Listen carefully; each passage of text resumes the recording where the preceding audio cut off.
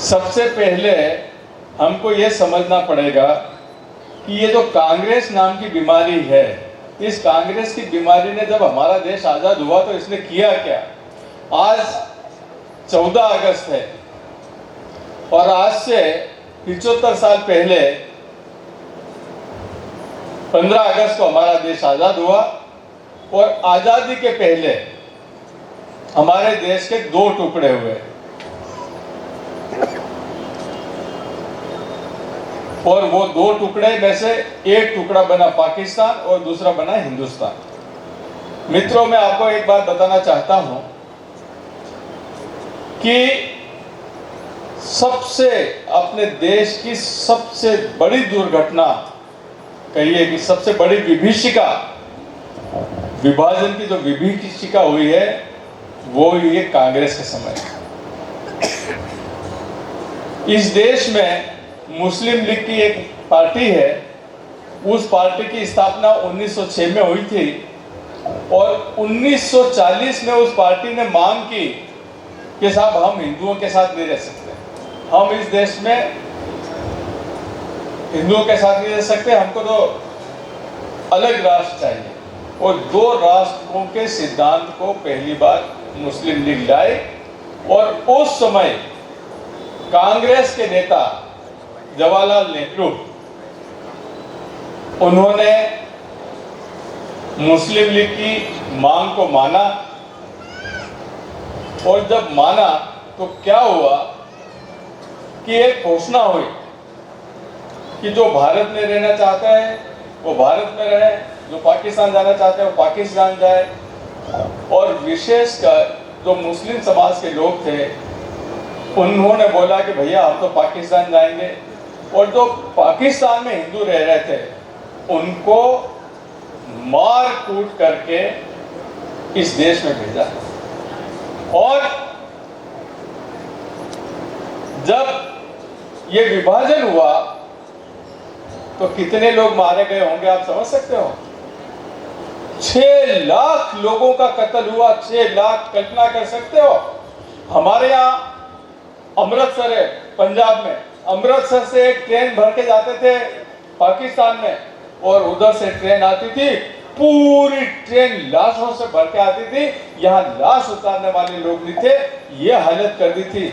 और ये किसने किया? ये कांग्रेस ने किया, कांग्रेस की सरकार ने किया, कांग्रेस के प्रधानमंत्री जवाहरलाल नेहरू ने किया। तो ये जो कांग्रेस है वो इस देश को आज से नहीं, आजादी के पहले से धोखा देती आ रही है।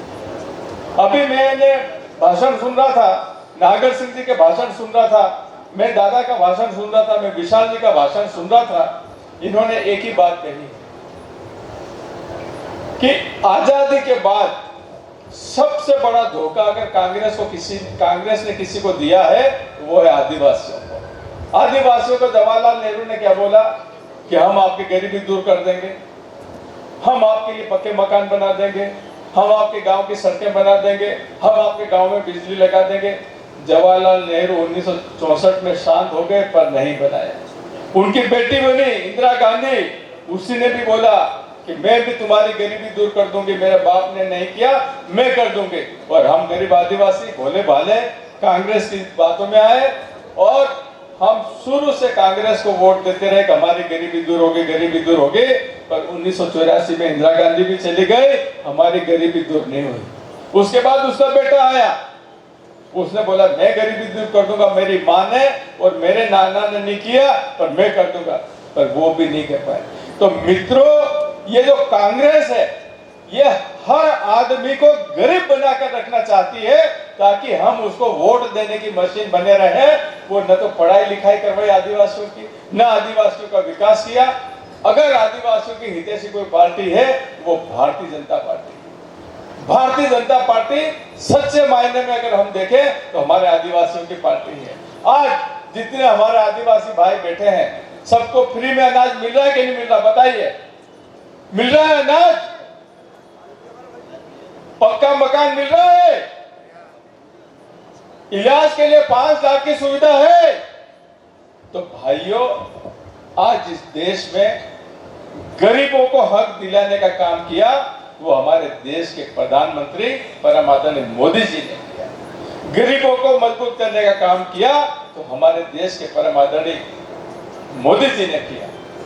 अभी विशाल भाई बोल रहे थे और नागर सिंह जी ने बोला कि 20 साल पहले हमारे गांव में सड़कें नहीं थी। आज एक गांव ऐसा नहीं है जहां जो पक्की सड़क से जुड़ा हुआ नहीं है। गांव गांव फलिए फलके ये सड़कें हुई है, गांव गांव फलिए फलिए बिजली गई है, गांव गांव फलिए फलिए आंगनवाड़ी स्कूल बना है। और वो इसलिए बना है कि भारतीय जनता पार्टी की सरकार चाहती है कि हमारा आदिवासी भाई पढ़ लिख करके इस देश का एक मजबूत नागरिक बने, एक जिम्मेदार नागरिक बने। परंतु मुझे कहते हुए बहुत दुख है मित्रों, बहुत दुख है कि 2018 में ये झूठ बोलने वाले, बेईमानी करने वाले कांग्रेस के नेता आए और उन्होंने हमारे भाइयों को भड़काया, भ्रमित किया, झूठ बोल करके झूठे फॉर्म भरवाए और हमने उनकी सरकार बना दी।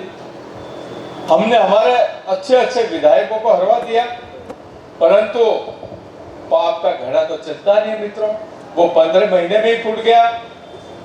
और हमारे शिवराज सिंह जी की फिर सरकार बनवाई, हमारे राजा साहब ने और सब लोगों ने मध्य प्रदेश में फिर से भारतीय जनता पार्टी की सरकार बनी। और जब भारतीय जनता पार्टी की सरकार बनी तब फिर से जो योजनाएं कांग्रेस ने बंद कर दी थी, हमारी कन्या विवाह योजना, हमारे जो दाह संस्कार के पैसे मिलते थे 5,000, वो हमारी बहनों को उनकी डिलीवरी पर लड्डू खाने के जो पैसे मिलते थे, वो जितनी योजनाएं बंद की फिर से शिवराज सिंह ने चालू की। और शिवराज सिंह जी ने एक और योजना चालू की। हमारे दादा बोल रहे थे कि उन्होंने नागर सिंह जी के साथ, दादा ने मुख्यमंत्री से बात की और बोला कि दादा अब मुख्यमंत्री जी अब हमको 1,000 रुपए चाहिए। तो वो 1,000 रुपए मिल रहे कि नहीं बहनों जिनके खाते में आ रहे हैं। तो ये है भारतीय जनता पार्टी की सरकार। आज मैं आप लोगों को बताना चाहता हूं कि अगर अलीराजपुर जिले का विकास कोई कर सकता है तो वो भारतीय जनता पार्टी कर सकती है।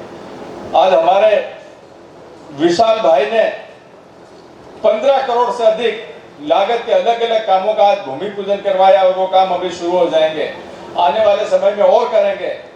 पर अब ध्यान रखना, ये कांग्रेस वाले फिर से आएंगे, फिर झूठ बोलेंगे, फिर बेईमानी करेंगे। अब बहकावे में मत आना। आज से 2-2.5 महीने बाद हमारी वोटिंग होगी और फिर से भारतीय जनता पार्टी को वोट देना और भारी बहुमत से जिताना। आप ध्यान रखना, ये कांग्रेस वही है जो आजादी के समय से इस देश के 6 लाख लोगों का कत्लेआम करवाया था और 1.5 करोड़ लोगों को बेघर करने वाली कांग्रेस है। इस कांग्रेस की बात पर भरोसा मत करना। जवाहरलाल नेहरू का मैंने उदाहरण दिया, इंदिरा गांधी का उदाहरण दिया, राजीव गांधी का उदाहरण दिया। ये सब झूठ बोल बोल के आदिवासियों को आज समाज में सबसे पिछड़ा कर दिया और गरीबों का हक खाने वाले इस कांग्रेसियों पे भरोसा मत करना। अभी एक बात और बताना चाहता हूं कि कांग्रेस के एक प्रधानमंत्री थे राजीव गांधी, वो बोलते थे कि मैं झाबुआ अलीराजपुर के आदिवासियों के लिए 1 रुपया भेजता हूं, दिल्ली से 1 रुपया भेजता हूं तो अलीराजपुर तक आते आते 15 पैसे रह जाते हैं। तो भैया वो 75 पैसे कौन खाता था? 85 पैसे कौन खाता था? वो कांग्रेस के लोग खाते थे। और आप देखना कांग्रेसियों ने सब गरीबों का पैसा खा खा के वो लखपति, करोड़पति, अरबपति बन गए और हमारे पास रहने की झोपड़ी भी नहीं थी। ये तो हमारे प्रधानमंत्री मोदी जी आए जिन्होंने हमारी पीड़ा समझी और आज पक्के मकान दिए। तो मैं फिर से निवेदन करना चाहता हूं कि कांग्रेसियों के बहकावे में मत आना और दीपावली के बाद जब चुनाव हो तो सब भारी बहुमत से भारतीय जनता पार्टी को जिताना, कमल के फूल को जिताना। इतना ही कहकर मैं अपनी बात समाप्त करता हूं।